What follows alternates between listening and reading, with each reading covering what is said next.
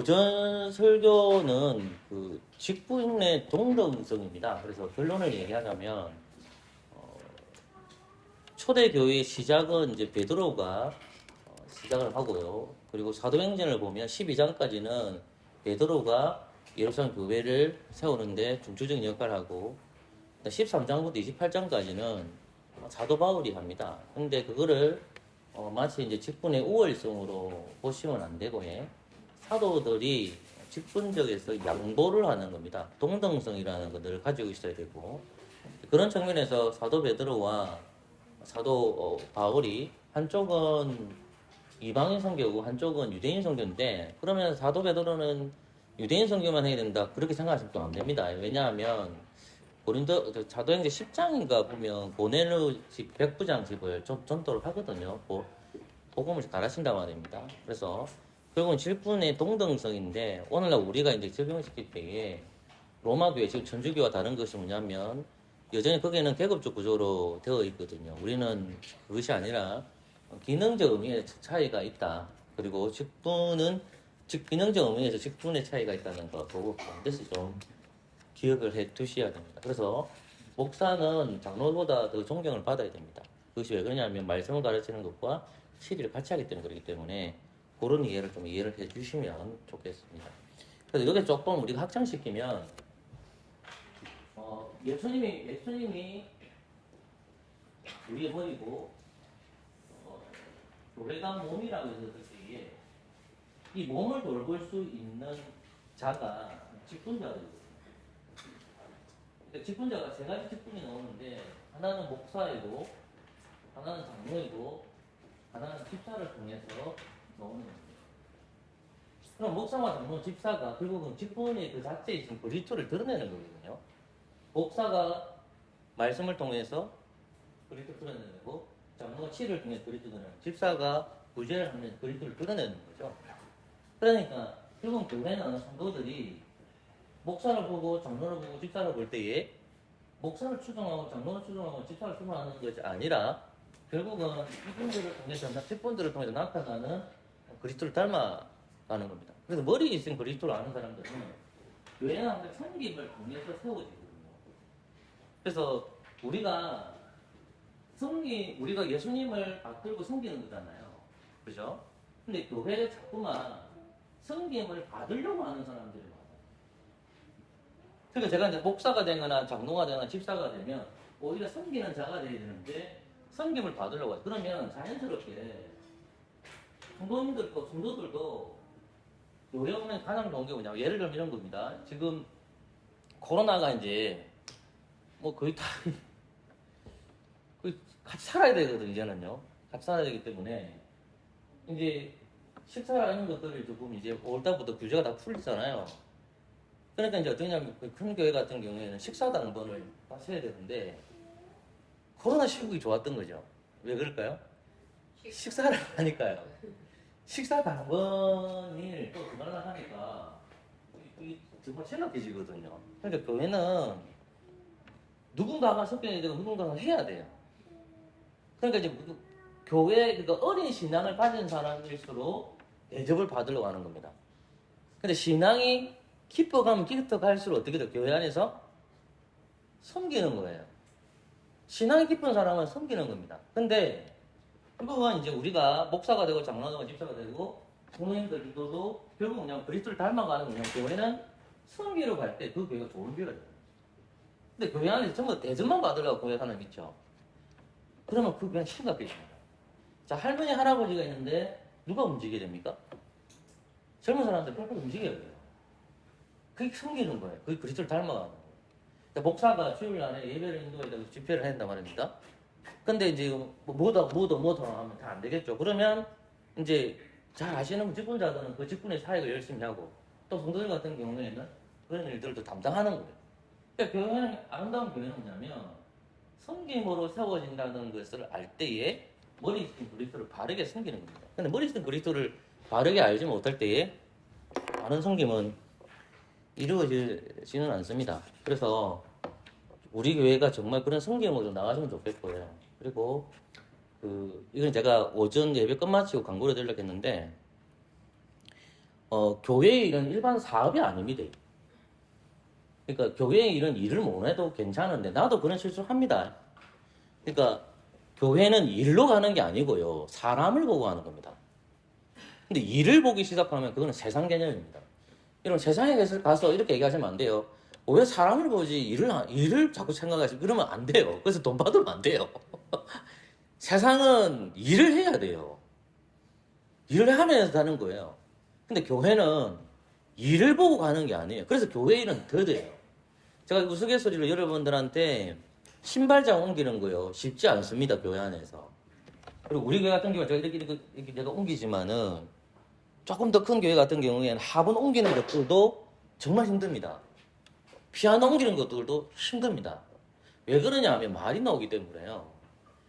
그럼 보십시오, 여러분. 우리가 예배 다닐 때에 뭐 신발장 들어오고 막 들어왔잖아요. 그러면 누군가가 준비를 하겠죠. 그죠? 지금 밥솥 들어올 겁니다. 그러면 이제 식기도 들어올 거예요. 그러니까 주장하는 자세로 누구한테 얘기하면 안 돼요. 준비하시는 분한테. 항상 그 사람 최선을 다하기 때문에 여러분 어떤 게 들어오도 여러분 마음에 다 안 듭니다. 저도 그래요. 어떤 물건이 들어오도 마음이 잘 안 들어요. 그럼에도 불구하고 그냥 그것에 대해서 수고하시는 것에 대해서 그 사람을 보고 일하시면 돼요. 그게 뭐 교리를 트는 게 아니잖아요. 때로는 피사 뭐 서울 때도 있고요. 제가 지금 뭐 가스레인지 있죠. 저걸 내가 잘못 사온 것 같아. 내가 그 후회를 막 하고 있단 말입니다. 저는 지금. 근데 저거 입이 되기 시작하면 끝이 없어요. 정말 그런 교회를 못해요. 입되면 어느 누구도 일 안 합니다.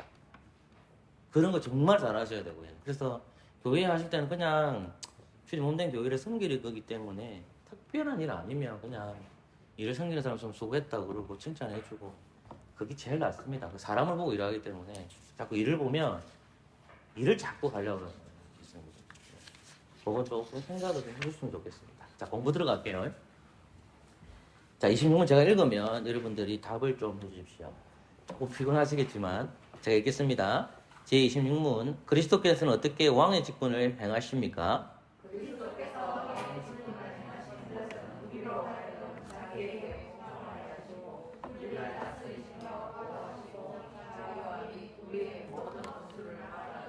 제가 한 번 더 읽으면 한 번 더 읽어주십시오. 그리스도께서는 어떻게 왕의 직분을 행하십니까? 우리로 하여금 자기에게 복종하게 하시고 다스리며 보호하시고 자기와 및 우리의 모든 원수를 막아주신 아멘.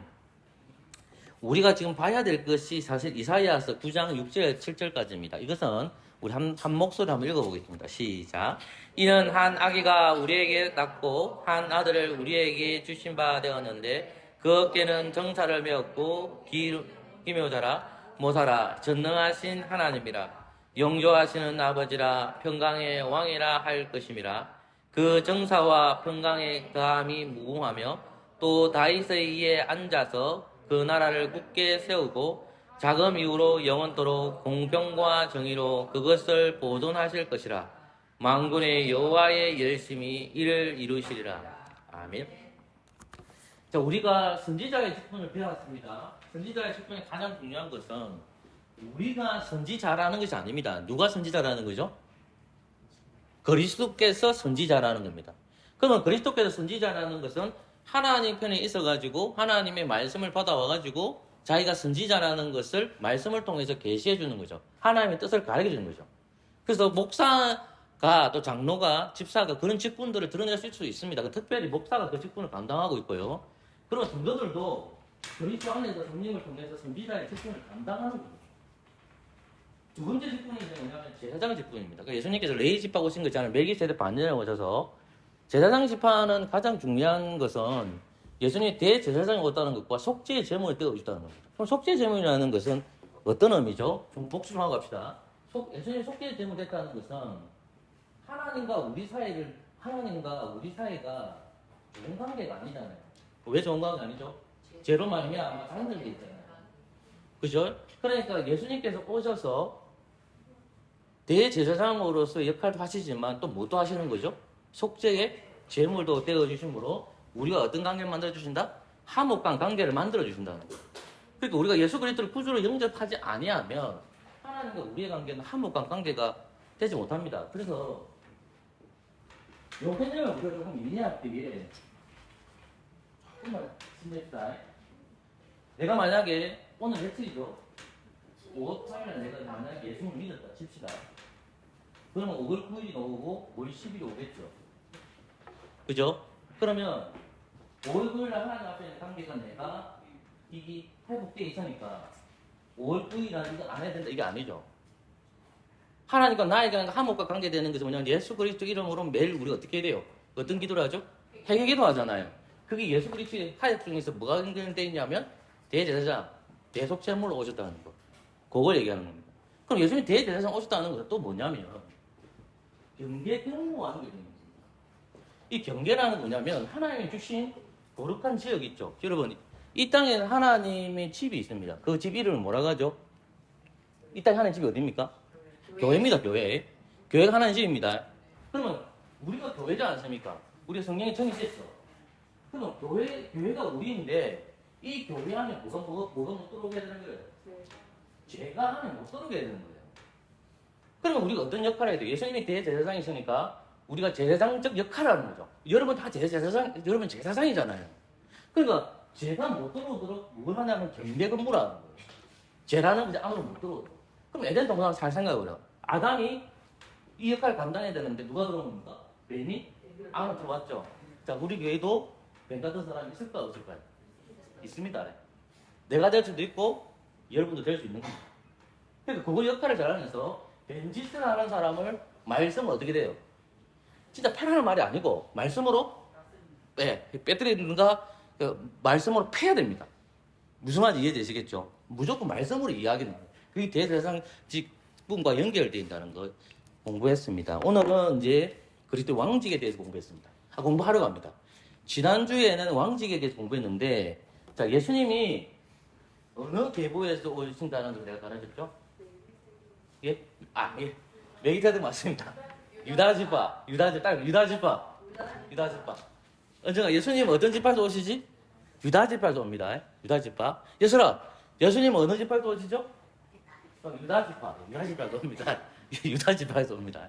자, 예수님이 유다지파에서 오신다는 것을 성경은 어디서 우리가 내가 찾아드렸죠?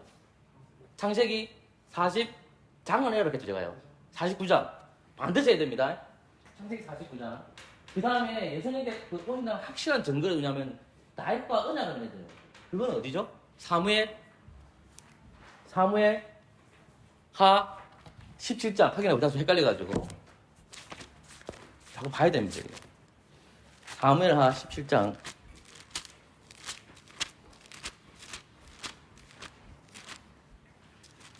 내가 틀렸네요. 잠시만.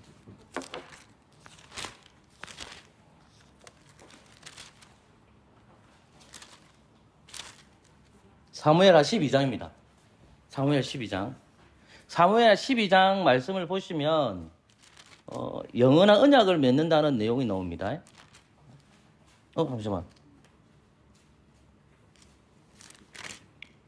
잠시만 다 찾을게요.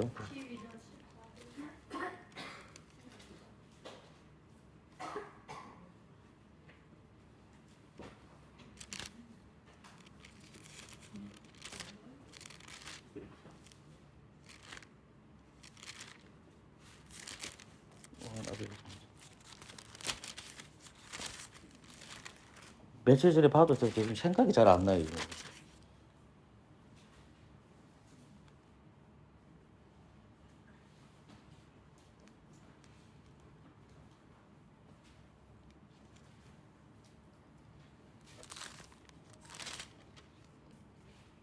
잠시만.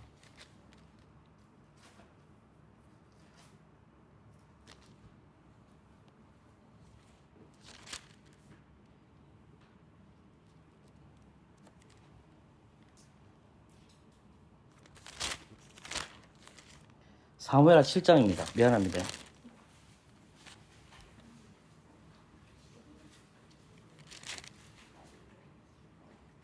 한 구절만 같이 읽어볼게요.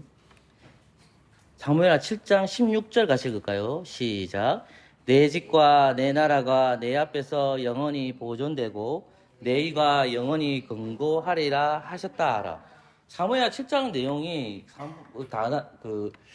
다윗이 하나님의 집을 짓고자 하는데 다윗이 피감으로 못 짓게 하거든요. 근데 나단 선지자를 통해 주신 말씀이 뭐냐면 다윗을 통해서 영원한 언약을 맺겠다는 겁니다. 그러면 다윗을 통해서 영원한 언약을 맺겠다고 했을 때에 그 다윗의 언약이 어디와 연결되냐면 창세기 49장과 연결되는 겁니다. 그리고 49장 사무엘하 7장에 있는 그 말씀이 그리고 어디로 가냐면 예수님으로 연결되는 겁니다. 그 예수님은 다윗의 족보에서 나와야 돼요. 그래서 로마서 1장에 보면 예수님께서 다윗의 족보에 오셨다는 거 나오고요. 그리고 예수님이 마태복음 1장에 보면 예수님이 유다의 족보, 다윗의 족보에 나온다는 것을 마태복음 1장에 밝히고 있는 겁니다. 왜 이 족보가 중요하면 약속하신 것이니까요. 하나님 거짓말장애만 되면 안 되잖아요. 그러니까 왕의 족보에서 오는데 유다 자손으로 오고 유다 자손으로 와서 그가 왕으로 오신다는 내용을 우리 지난주에 배웠고요. 오늘은 이제 이사야 부분을 보면서 이야기를 좀 나눠보려고 합니다. 자, 왕의 인격 보이십니까? 1번 예언의 사항 보입니까? 이 본문에 대한 설명입니다. 같이 읽을게요. 시작. 이사야는 예수 그리스도께서 탄생하시기 약 700년 전에 살았던 선지자입니다. 이사야가 예언하던 당시 이스라엘은 약속이 되어 있었습니다. 12지파 중 10지파는 북이스라엘 왕국으로 2지파 유다와 베냐민은 남유다 왕국으로 나뉘어져 있던 상태였습니다. 이사야는 남유다 왕국에서 활동한 궁중 선지자였습니다. 그래서 국제 정세를 매우 잘 알고 있었습니다. 유다 왕국 북쪽에는 아람이라는 나라가 종종 침략해 왔습니다. 그리고 아수르라는 거대한 제국도 그 위쪽에 있었고 남쪽에는 애굽, 이집트의 위협이 하고 있었습니다. 북이스라엘과 남유다 왕국이 이렇게 분열되고 약소국이 되어 주위의 강한 나라들에 의해 위협을 받았던 이유는 그들이 하나님께 범죄하였기 때문입니다. 본문 말씀을 보면 7세기, 8세기에 활동했던 사람이 이사야 사람인데 그 나라가 북쪽으로 나눠져 있고 남쪽으로 나눠져 있습니다. 그래서 이제 우리나라가 8편이면 어떻게 되어 있죠? 북쪽과 남쪽으로 나눠진 개념으로 보시면 안 됩니다. 북쪽은 10지파가 있고 이쪽 남쪽은 유다하고 누가 있죠? 베냐민 지파 2지파만 딱 있는 거예요. 자, 그럼 보세요. 자, 솔로몬이 죽고 나서 나라가 두 가지로 나눠지는 거예요. 이쪽에도 20명의 왕이 있고 이쪽에도 20명의 왕이 있는데 하나님께서 어느 언약을 계속 이어가실까요? 이쪽입니까? 이쪽입니까? 남쪽이죠. 왜 남쪽을 이어가시죠, 하나님이? 유다 자손이 있죠. 그럼 더 보세요. 왜 하나님 솔로몬이 죽고 나서 나라를 두 쪽으로 나눠버리죠? 왜 나누는 것 같아요? 왜 남쪽과 북쪽으로 나눕니까? 왜 나누시는 것 같아요? 예. 가장 우리 항상 성경은 죄 때문에 싸우는 거예요. 자, 모여있으니까 뭐 말하는 거예요? 죄를 많이 짓죠. 창세기 11장 어떤 내용입니까? 바벨탑 사건이죠. 같이 모여있으니까 뭐예요? 죄를 짓는 거예요. 그러니까 같이 모여있으니까 어떻게 하냐면 죄를 많이 지으니까 하나님이 둘을 나눠버렸어요. 그죠? 그러면 북쪽에도 나쁜 왕들이 악한 왕들이 쫙 나오지만 남쪽에도 악한 왕이 나와요. 그럼에도 남쪽은 그래도 괜찮은 왕이 나와요. 그럼 하나님의 언약은 이쪽이 아니죠. 어느 쪽이에요? 남유다 쪽인 거예요.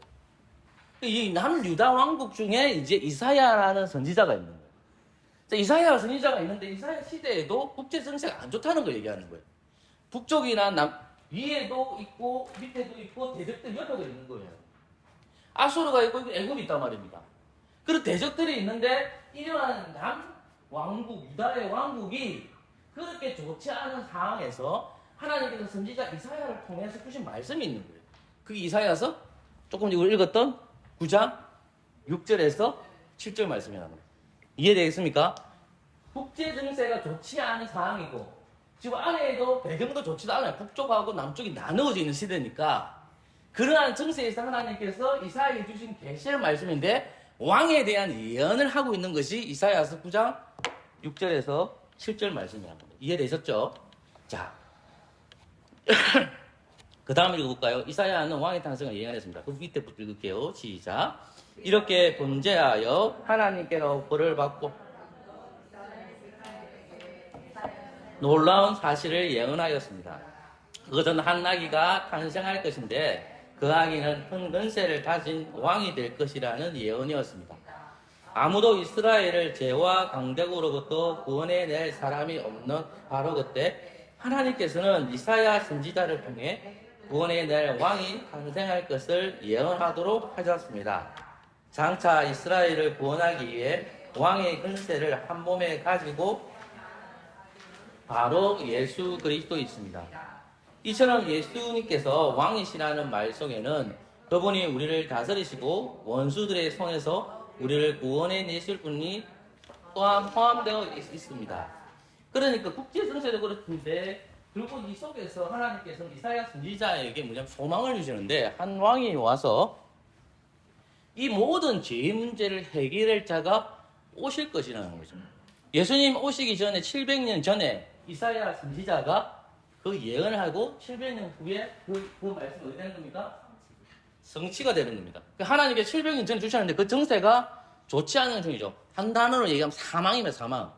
이스라엘이 지금 남유다가 하나님 주신 다윗의 언약을 이어가고 있는데 상황이 좋지 않고 사망 가운데 있는 거예요. 대적들은 항상 공격한단 말입니다. 언제나 집중해야 된다.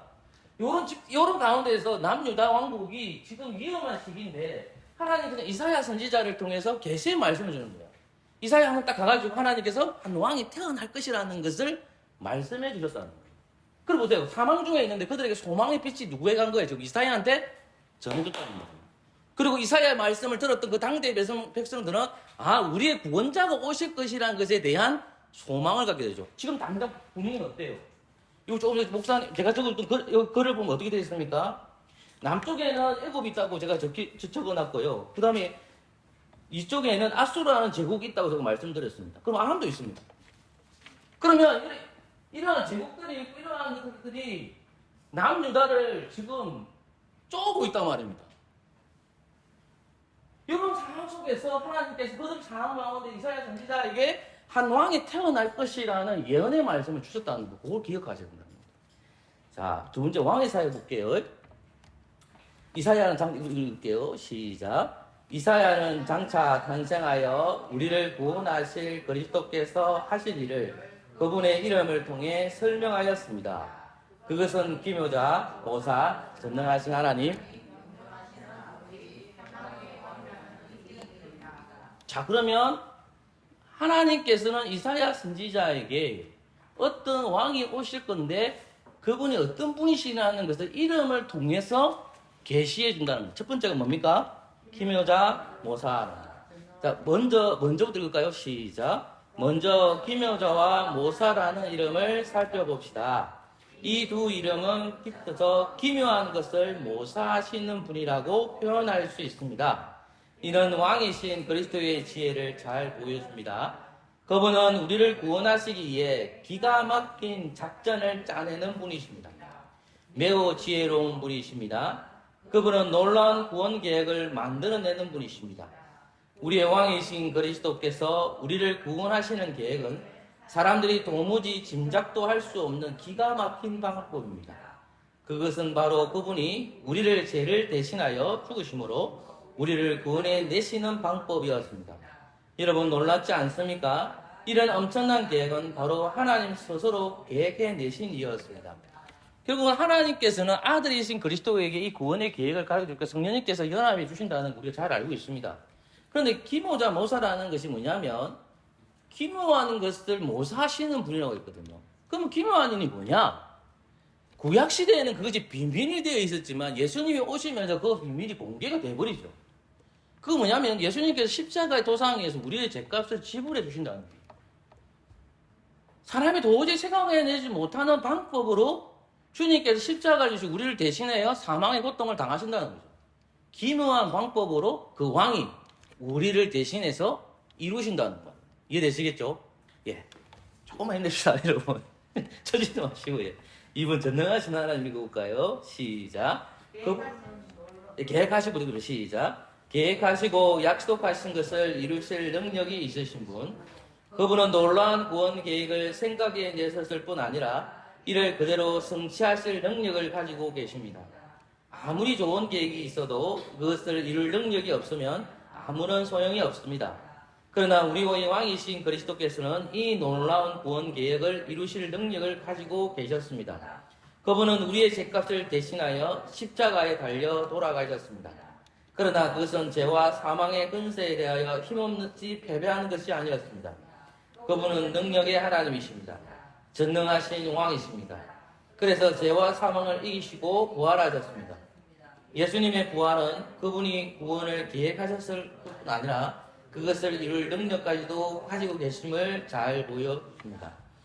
전능하신 하나님이라는 것, 계획하시고 약속하시 이루신 능력이 있으신 분이라는 것을 보면, 물론 하나님께서 모든 약속을 성취하신 분이시지만은 예수 그리스도께서도 하나님 아버지와 동일하게 전능하신 분이라는 거예요. 그러면 아버지의 뜻에 합당하게 그가 구원을 아버지께서 이루어 주실 것을 믿는다는 거예요. 그러니까 결국은 뭐냐면 우리의 왕이신 그리스도께서도 전능하신 왕으로 오셨다는 것을 보여주십니다.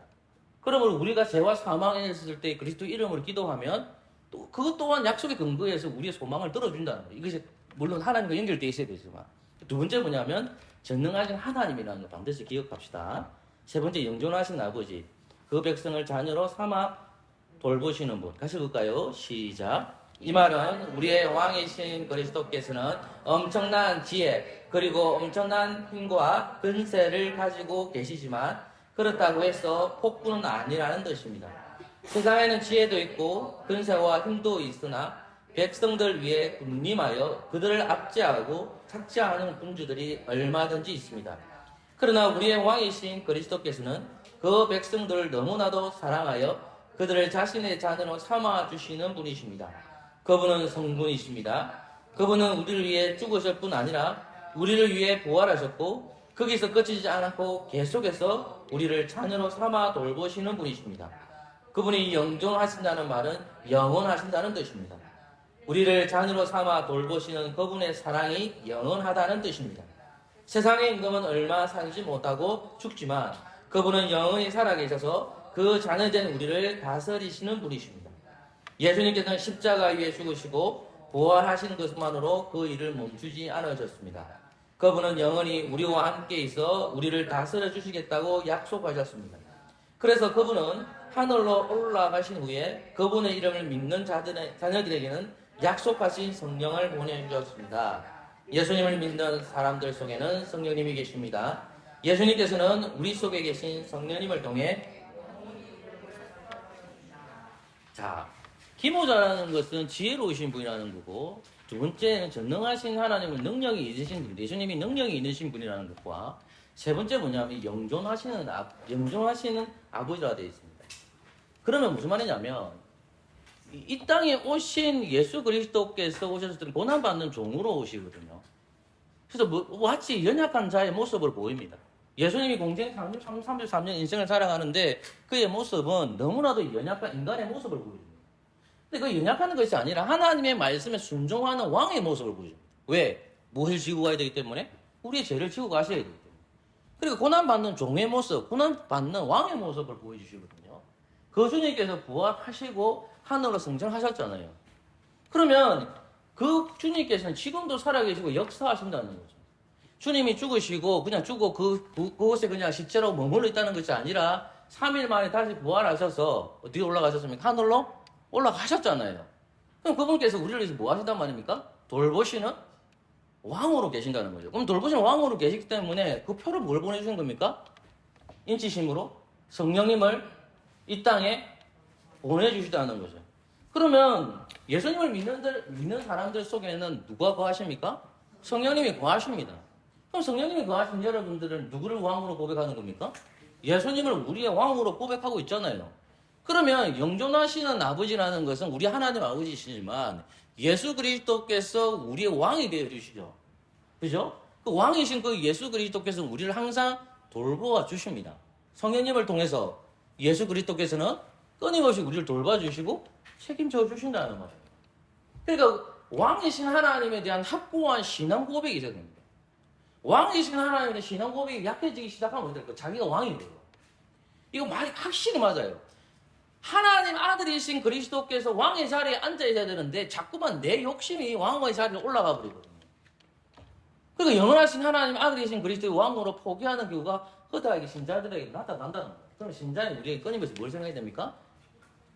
우리 예수 그리스도께서 우리의 영원히 보호해 주시는 분이다. 그거 반드시 기억합시다. 자, 마지막 평강의 왕입니다. 전쟁에서 완전히 승리하여 영원한 평강을 주시는 분. 같이 읽을까요? 시작.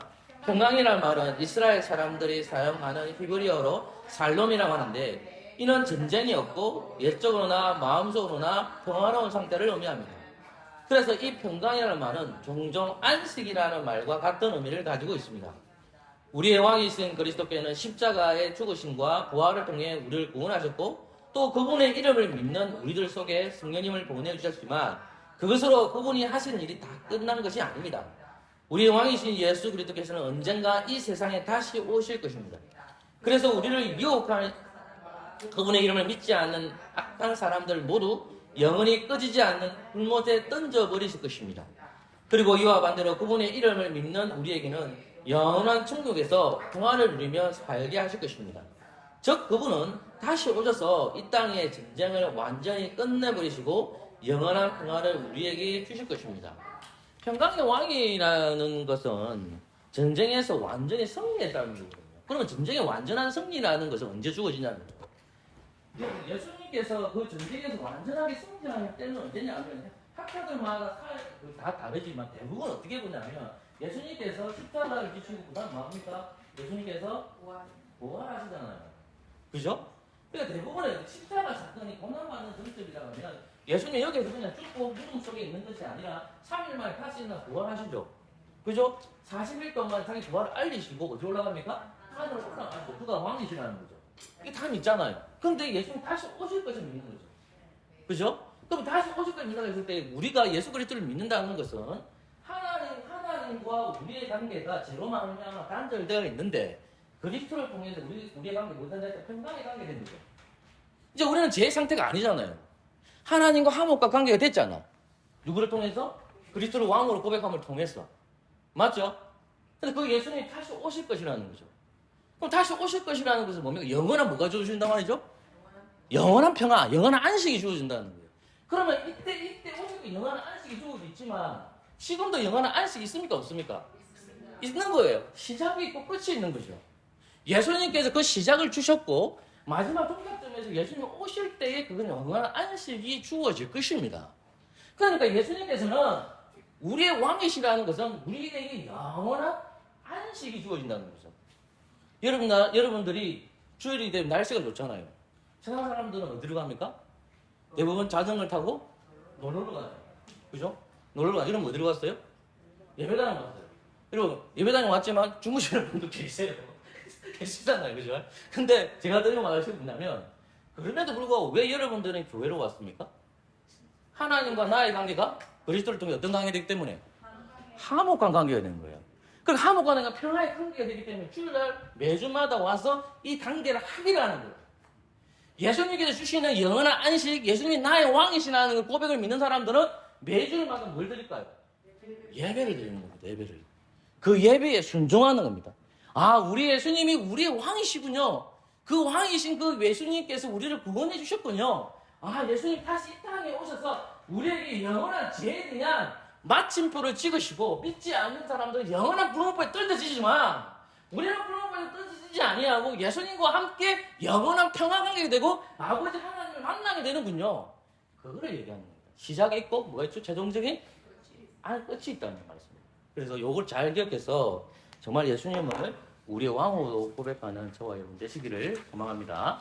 기도하겠습니다. 좋으신 하나님 감사합니다. 오늘 하루도 예배드리고 말씀 공부하게 해주신 하나님 감사합니다. 돌아가는 발걸음을 지켜주시고, 특별히 우리 연글 선생님 시험 칠 기간이 많이 남지 않았는데 하나님께서 지혜를 주시고 공부하는 목적을 잘 깨달아서 선한 길로 인도하여 주옵소서. 돌아가는 발걸음을 지켜줄 줄 믿사오며 예수님 이름으로 기도합니다.